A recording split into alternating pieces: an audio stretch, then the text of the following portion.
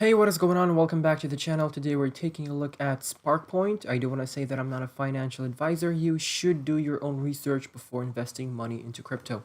So SRK has been pumping lately, which is nice. It is always nice to see your projects pump up a bit, but we don't want to get too overextended from the EMAs. We'll take a look at the charts in a second. I do want to bring up this little schedule over here that we have. July 5th, new partnership announcement.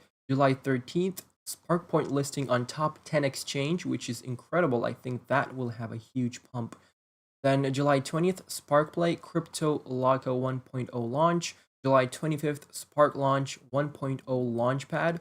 And July 30th, SparkSwap self-claim airdrop for verified bounty participants. So July is a very bullish month for SparkPoint. Obviously, at the end of September, we're going to have that another uh, SparkPoint burning event where they burn the tokens. They're going to be burning until we are at 10 billion tokens of SparkPoint, which is great.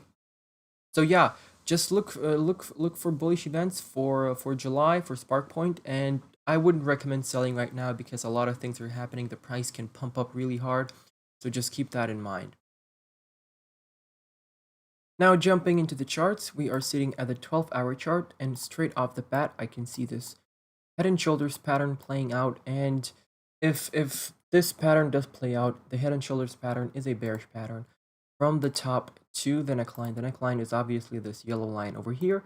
That would bring us almost to zero on SparkPoint, so I don't think that is a liable option, or that is something that is effectively going to happen, because what can end up happening is, obviously we got a bit overextended right now from the EMAs on the daily and on the 4 hourly. What we can do is just slowly come back down, sit on the support level while the 20 EMA creeps up and we get supported by the 20 EMA. That's one thing that can happen.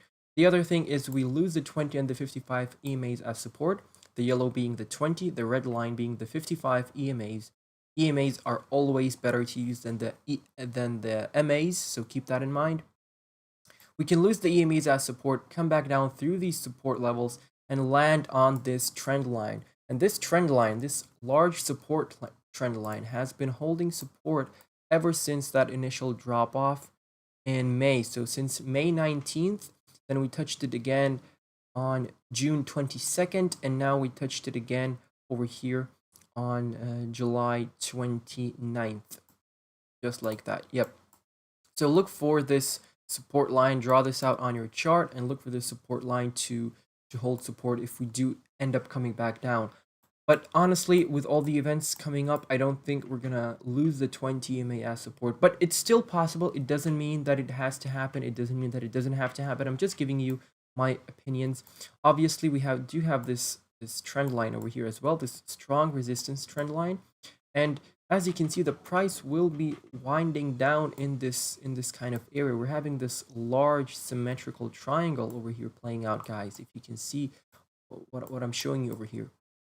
So potentially a breakout from this triangle would be the bottom, from the top of the triangle where it was formed to the very bottom, and wherever we do end up breaking out, and that potentially can lead us to 0.007 cents basically. So that would be our target if we end up breaking out from this triangle. Obviously, if we do end up breaking down, then that's the same target from the head and shoulders pattern pretty much, because essentially the head is the top of the head and shoulders over here, and that is the top where the triangle was made effectively. So yeah, I don't see any bearishness for SparkPoint at the minute, but if we take a look at the RSI, the stochastic RSI to be precise, you can see that we have topped out and potentially we're coming back down. And if you see the stochastic RSI start coming back down a bit, then you're going to look for key levels of support to hold, because that would be important. And one key level of support is 0.00383. That is an important level that you want to hold, because as you can see, we have been wicking to that area a bit. So you want to keep in mind that you're going to come back down after these strong impulsive waves. Next up on the RSI, we're overbought at the minute, sitting at 71 on the index. So potentially you're just going to start forming this impulsive wave to the downside, holding support, and then starting the climb to the upside once again. But one thing I'm noticing on the RSI right now is this trend line. So you keep an eye on this trend line on the 12-hour chart. So potentially the RSI can start coming back down as low as here, bounce off and have another impulsive wave to the downside, to the upside, then bounce off it again and just hold this line as support. So potentially that is something that we're targeting. We do want to keep this trend line though, because it will be important for future references. Just like that. Yep. Okay, great. So this is the 12-hour chart. And what I do want to do as well right now is bring out the fib retracement, and just from the bottom over here to the very top of the impulsive wave. Okay, just like that. There we go. And let me make sure that I have the bottom in right. Okay. Yep, that's the bottom. Okay, so ignore the trend lines. I do apologize. It may confuse you a bit, but we do have our fib retracements right now. From the bottom of the impulsive wave to the top, you can see that we're starting to come back down. We can't get through the 0.618, and we're potentially coming back down to the 0.5. That is currently sitting at 0.00423. So that would be a nice level to buy some Spark Point tokens. Failing to hold that as support, we may come back down to the 0.382 on the fib. And that would be good because by that time, the 20 EMA may have already caught up with this 382 on the fib, and we just bounce off the 382 and the 20 EMA at the same time. That would be perfect, guys. But yeah, you know, I'm not saying that it's gonna happen. We can potentially just melt through these resistance levels on Spark Point with these events. I'm just giving you some nice buying opportunities, and obviously look for this descending resistance trend line as a strong resistance, because we bounced off it once, twice, and now potentially looking for that third time. But we can do something like this, come back down, bounce off the 20 EMA, hold the 0.5 as support, break through the 0.618. Once we do that, we break the trend line, test it as support, and then start moving back up. That would be great, wouldn't it? But yeah, that's it for the 12-hour chart. Let's take a look at the 4-hourly. Okay, now on the 4-hourly, as you can see, we're a bit overextended from the EMAs as well, but we have formed a bullish cross on the 4-hourly, and we're going for that bullish cross on the daily and the 12-hour chart as well, which is great. So as you can see, this 0.00383 level that I gave you is exactly where the 4-hourly 20 EMA is. So potentially look for that as strong support. Failing that, the 200 EMA is right below the 20 EMA at the moment. 0.00362 is where you could buy more Spark Point tokens. And below that is the 55 EMA, but obviously we're looking for the crossover between the 55 and the 200 so that the 55 can be below the 20 EMA.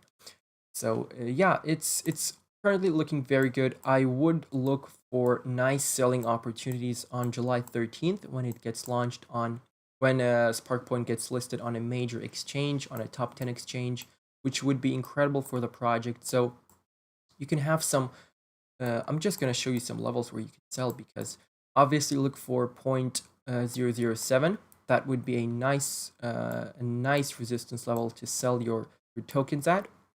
As you can see, obviously 0.00563 is where we topped out over here with this move.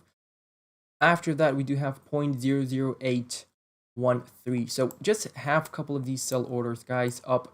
If the price just has a strong wick to the upside on the listing, then the price usually just comes back down, and you can end up buying back in over here at these support levels, because these resistance levels will become support, but you have to retest them as support so that they are valid support. Because if you just come up, then you're gonna without retesting support, you're just gonna come back down to the levels and potentially lower than you were before.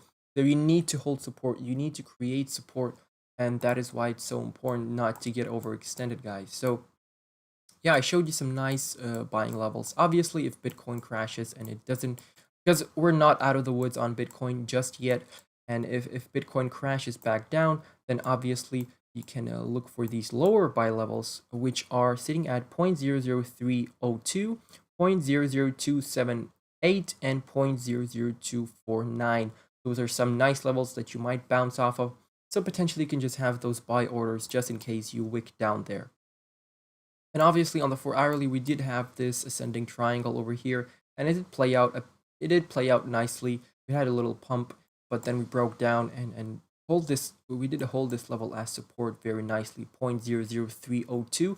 So potentially you can look for this level as a nice buying opportunity. But overall, very bullish on Spark Point. Long-term hold for me, obviously.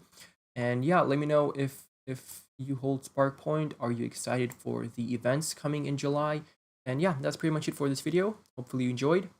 Gonna catch you in the next one. Goodbye and good night.